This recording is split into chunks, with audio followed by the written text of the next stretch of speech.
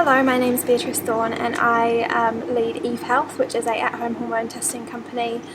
We're a sister company of Be Pure, and we test your hormones to find out what your unique hormone balance is, and then give you a personalised report with diet, lifestyle and nutritional support recommendations based on you to help you get back to feeling your best. So, hormones. Why do we need to know about them and to worry about them in the first place? What do they mean for our bodies? Yeah, so if you think that hormones are basically the chemical messengers that tell our cells what to do, and if you take estrogen for example, so estrogen is predominantly thought of as a female hormone, but men have estrogen present as well, and 90% of our cells have estrogen receptor sites, which means that 90% of the cells that make up all of our bodies respond to how much estrogen we have in our systems. So if we've got a lot of estrogen, that will be telling our cells to respond in a certain way and create certain signs and symptoms and outcomes within our body, both now and also in kind of the long term, if there's long-term exposure. And that goes for kind of low or optimal levels of estrogen as well. And then if you take progesterone as another example, so progesterone is not only really important for fertility and kind of day-to-day female and male health, but it also has a really close relationship with a neurotransmitter called GABA, which is kind of very soothing, relaxing, gives us a nice chilled out vibe. So again, if you don't have enough progesterone, for example, it's quite likely that there may be some kind of issues also with those GABA neurotransmitters in your brain, which can make us feel anxious.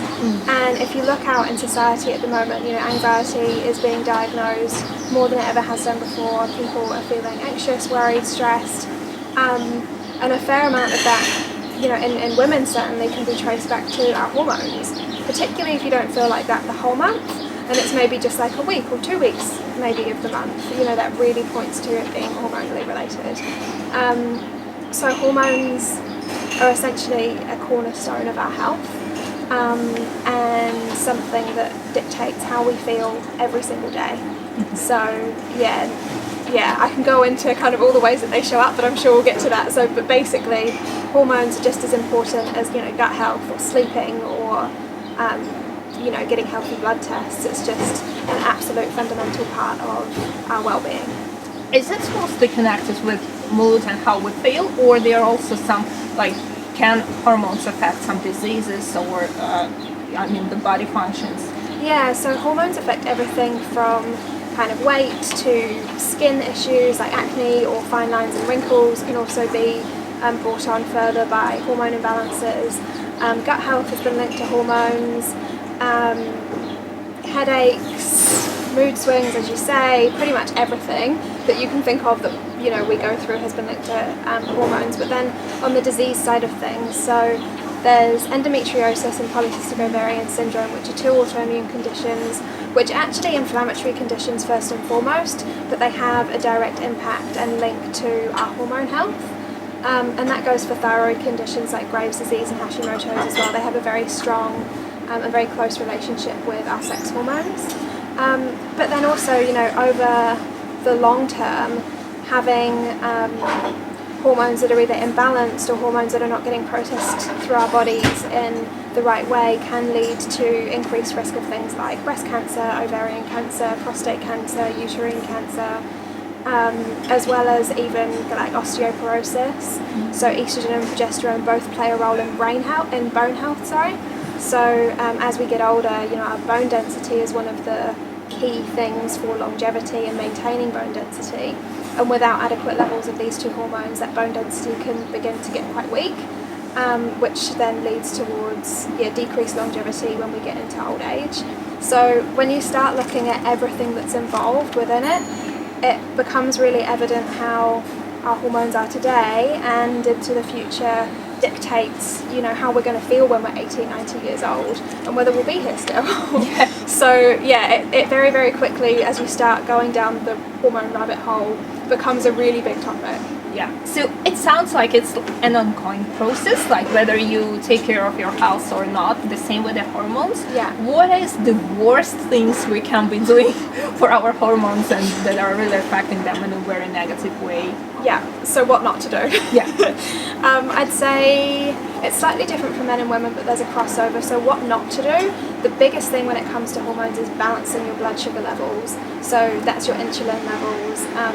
So we eat sugar and everything that we do. You know, the coconut milk in my drink here will have some glucose in it that gives me energy.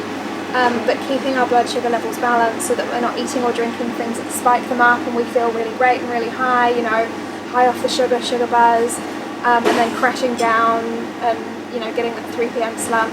That kind of pattern with your blood sugar levels is probably one of the worst things that we can do for our hormones. The reason why is that A, this tells the body to store fat, and that has a knock-on effect to our hormones, but B, this puts the body into a state of stress. And when the body is in a state of stress, we're focused on making stress hormones to keep ourselves alive and keep ourselves safe rather than making sex hormones, which obviously help with fertility and all of the other things that we've gone into. So number one would be eat to balance your blood sugar levels. So for most of us, this looks like a really nice balance in all of our meals between fats, proteins, carbs, making sure that we're getting enough of all of those coming from healthy whole food sources, preferably. The second thing would be not eating enough greens and not getting enough nutrients in. So our ovaries and, you know, our essential glands and hormone production, they need nutrients to do their jobs. Without, for example, adequate zinc, we simply can't ovulate, and if we can't ovulate, we can't make progesterone. And so, yeah, zinc, magnesium, B vitamins particularly, and then just all of your kind of trace minerals and vitamins that we need to get in is really, really important. And so eating a diet that's more full of processed food, fast food, you know, takeaway food that even if it's from a healthy place, it's often made with kind of damaged fats or just not, it won't be as kind of nutrient dense as what you buy at home. And so farmers markets we love, you know, really, really cheap organic produce, plus supporting, you know, local growers and things like that. And then for women, not overdoing it on exercise is far more important than you might think. So we see a lot of women who have felt the pressure, like all of us do at some point, to you know, be skinny, have a certain body, be a certain size, look a certain way, and we're told that we need to be skinny, be strong, and so we go to all of these, you know, high intensity classes 5 days a week. We smash our bodies because that's what we think we need to do to, you know, get toned and feel enough. And I think it's such a huge trend in the last few years. Like, if you're not doing those high intensity trainings, you're not a real woman anymore, and you're not taking care of your body. So is it actually vice versa? Like, if you're over-exercising, you're actually damaging your body? Big time, yeah. So for anybody who's experiencing any kind of hormonal symptoms or is under stress, anxiety, that kind of thing, we'd say no high-intensity exercise at all, because the body is already in a state of stress, and that type of exercise puts you into a state of stress. So if your body is already stressed and you add more stress to it, you're just creating more stress within the body, which doesn't help. If you're somebody who, you know, your hormones are great, you've got no hormone issues, and you live a low stress lifestyle, doing that kind of exercise for up to 30 minutes 2 times a week can be fine. But any more than that, it starts to become a bit too much of a strain on the body. We start breaking down muscle rather than building muscle, overexerting ourselves, using up our metabolic reserves, and causing some hormonal issues.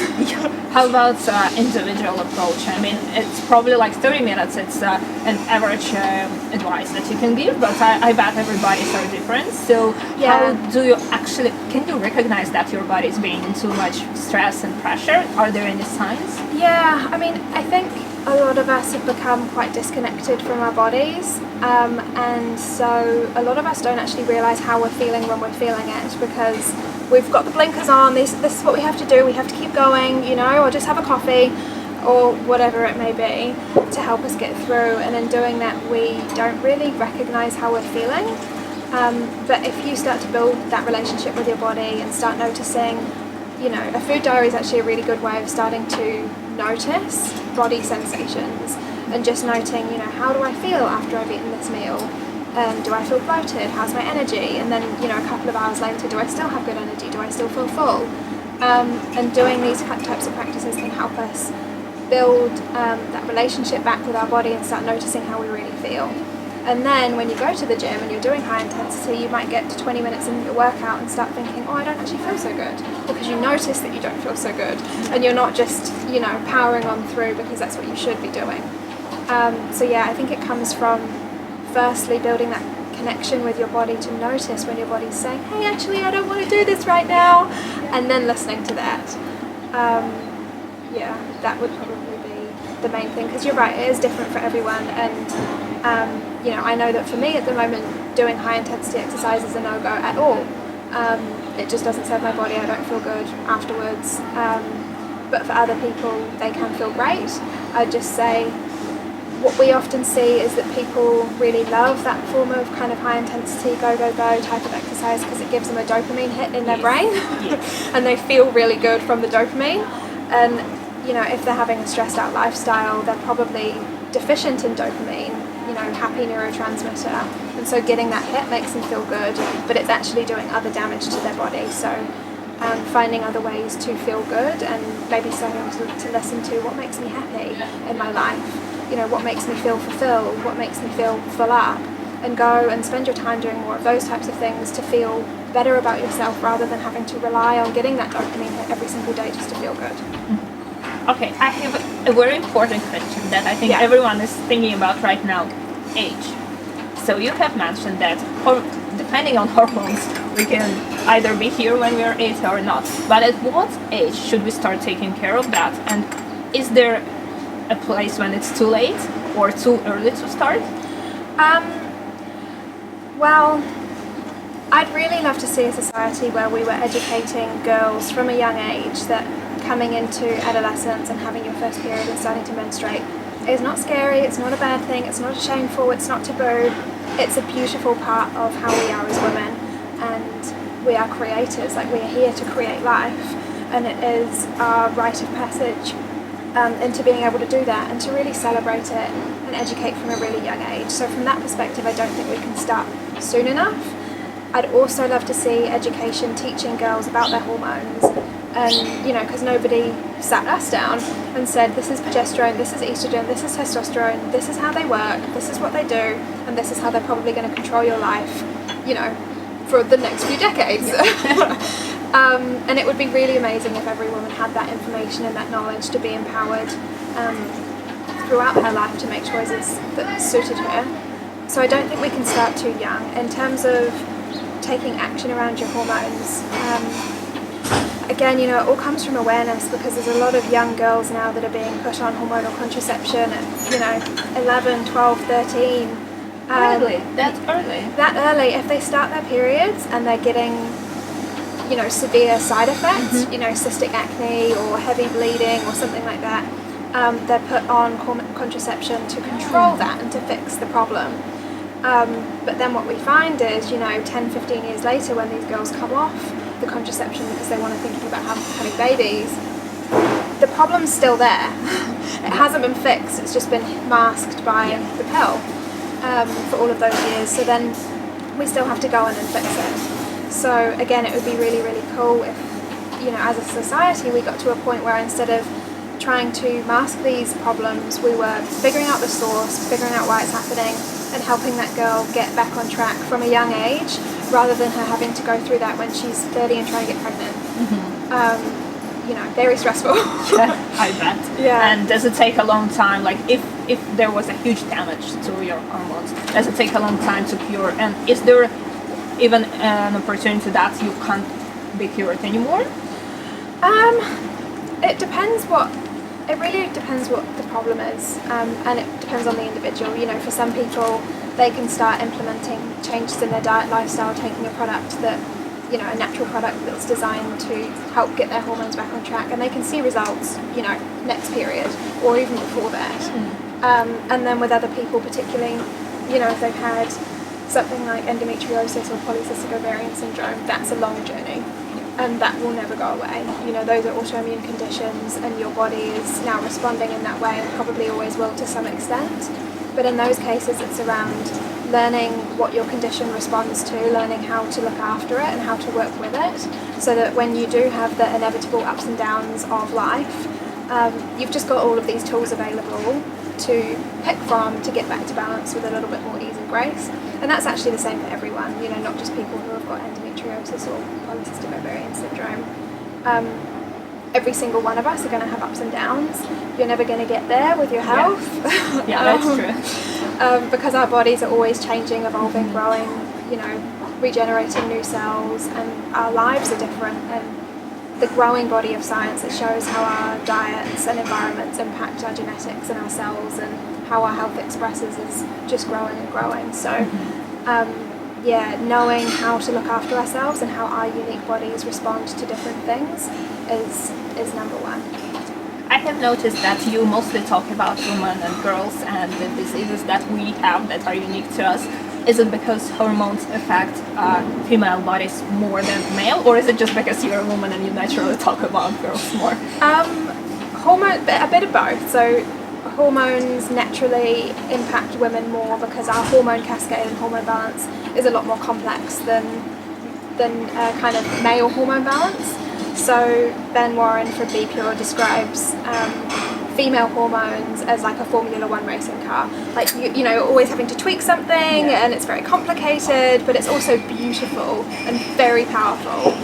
And then the male kind of hormonal cascade is more like a Toyota Hilux. It will just keep on going, you know, for years and years and years until it craps out. Yeah, no but it's very reliable, it doesn't really change, it just kind of keeps on going. Yeah. And so, you know, it's easier to talk about hormone balance for women because we also have a monthly reminder telling us, hey, you've got hormones, you need to look after them. Whereas men, you know, have that consistency that they don't have that. But that being said, hormone imbalance is a big problem for men as well as women. What we see a lot of is men who have got high estrogen and low testosterone. And for men, that should be the other way around. They should have high testosterone, low estrogen, and that's how their bodies will feel best. That will, you know, provide them with longevity, reduce risk of certain types of cancer for them. Also prevent man boobs. And why is it happening? Is it the diet and environment, or something else? Stress is part of it. Stress is part of it, and then diet, environment, getting exposed to types of toxins called xenoestrogens, which are in, you know, car exhausts, cleaning products, you know, shower gels, shampoos, all of that kind of stuff, deodorants, and these xenoestrogens basically mimic estrogen cells within the body, so the body will think it's got high estrogen and can create kind of high estrogen picture in the body. So it's often environmental. Yeah. I think now everyone are scared and want to find out how do they actually find out about their hormones. And can you tell us a little bit more about Eve tests, what you do and why is it important, and how the process is happening? Yeah, absolutely. So Eve is a hormone testing company, and basically you get a test kit sent to you at home. You can just buy it online, get a test kit sent to you at home, and in there's a little urine pot that you pee in. For women, we want to catch you at a certain time of the month where there'll be lots of lice hormones for us to measure. For men, they can do it any day of the month because they don't have this kind of peaking and troughing cycle. And so you pee in a pot, that gets sent to our lab where our scientists run your sample through a machine. They detect the 19 different hormone markers and metabolites that we test for, and then they do the kind of preliminary analysis on that before it gets uploaded into our software, and a health consultant looks at your results, your health background, anything that you've told us that you're currently experiencing in terms of hormonal symptoms, and then they'll put together a personalised report for you based on your results and your background, complete with diet, lifestyle and nutritional product recommendations that are completely tailored to you. And so that's kind of what Eve is. It started from finding out that the vast majority of women and men experience hormonal imbalance. So we surveyed 14,000 women, which in New Zealand is quite a lot. And the results basically told us that 87% of these women experience signs of hormone imbalance on a kind of regular basis, and that it's impacting their lives in one way or another. And we knew that it was a big problem, but we were absolutely blown away by the magnitude of that problem. Through the Be Pure clinic, we also have seen, you know, thousands of clients over the past few years, and all of them, either their primary reason for coming to the clinic is hormone based, or as we start talking to them, it's a big piece of their journey and a big part of their picture. So we knew that it was a really, really big deal. And so Eve was kind of formed to meet that need. We saw that there wasn't anyone doing anything to help these people who were struggling with this, and it was just seen as normal.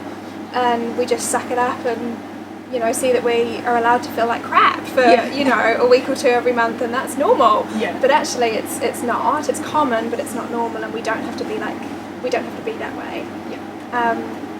And I would personally love to see kind of societies and communities where women weren't being held back by their hormones and by something that should be really beautiful. And but you know, if you feel like crap for a week or two every month, that's probably going to hold you back in your career because you can't give everything. It will impact your relationships, and not to mention your long-term health. So and the mental health as well. Mental health, huge part of it. And your confidence. You know, we see a lot of women and girls with cystic acne who, you know, they're having to pile on lots of makeup. They don't feel confident. They don't want to be seen. They don't want to speak out, and it's really preventing them from thriving in their lives. So what Eve does is it gives you kind of a line in the sand of where your body's at, where it's struggling, and then we kind of give you the plan how to move forward from there.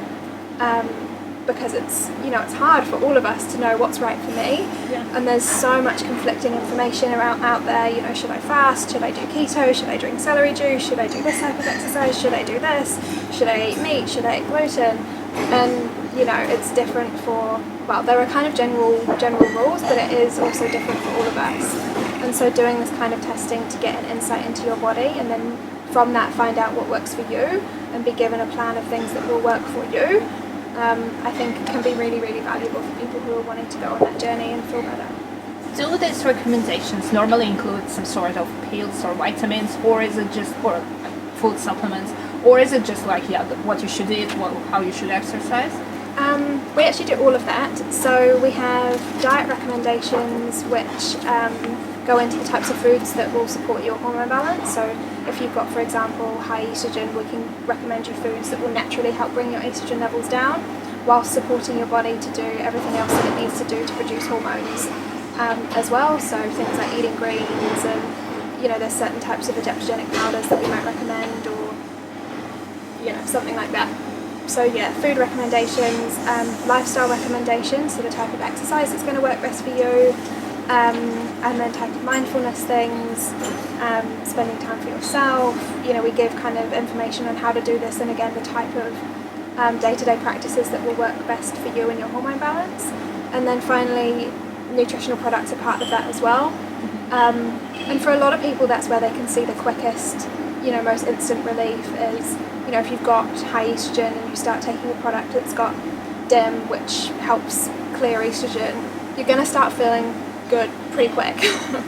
But then, you know, there's no real quick fixes, and then it goes on to kind of the longer term. But yeah, so we include, and like I was saying earlier, the nutrients, and giving our body the nutrients that it needs to produce hormones and be healthy. That's why we include the products as well. So yeah, it's all of the above. Plus recipes. Oh, really? Yeah. Cool. You get kind of a whole recipe book to help you implement, and other bits and bobs as well. Yeah. So I really think what you do is amazing. Thank you. And not only because it's so important, but also because I made my research before coming here, and I googled, and actually there are just quite a few countries who have tests like that, and even like offer helps with your hormones. So it's so cool to see New Zealand at the forefront of this area. And I was wondering, how in the first place did you come up with this idea? How did it all happen? Yeah, well, through so Eve is a sister company of Be Pure, and through the Be Pure clinic we've been doing testing for years, but as you say, it's been testing that has been sustained by companies in other countries. So we have people do, you know, hormone tests or gut health tests that would be shipped off to America for analysis. And this would obviously limit, you know, we didn't have control over how much that cost and over what the customer experience was, and also over the kind of accuracy and validity of those tests, because we don't know, you know, these labs, they're overseas, and we wanted to give a better experience to our customers here in New Zealand, bring this technology to New Zealand, and do something cool for New Zealanders and for Kiwis in this space, because you're right, this does actually exist. You know, in America there's companies that will test your genetics and your microbiome, and you name it, they'll test it. At-home diagnostics is a really interesting new field over there. And then Australia is, they have actually a few companies over there as well. New Zealand, we are the first, which feels really nice to be bringing this kind of industry into New Zealand. And I think it sounds like a future at home testing. I mean, it's so convenient. Many people are afraid, or maybe even embarrassed to go to clinic and to speak in person to a person you don't know. Yeah. And in this case, you sort of keep yourself private, but you get the results. I think it's a really great idea, isn't it? Thank you so much. Yeah, we wanted to make it as easy as possible for people and as accessible as possible for people so that they can go on that journey. Not all of us either feel comfortable to go and work with a nutritionist or a naturopath and go on that journey, or maybe we don't have, financially the funds to do that, because going on, a journey with somebody can cost a lot of money. And so we wanted to comparatively price ourselves really well so that it can be something that's accessible to a lot of people and can make a difference in a lot of people's lives. Thank you so much, and thank you for the idea and for your time today. I think it was You're so welcome. Thank you. Thank you.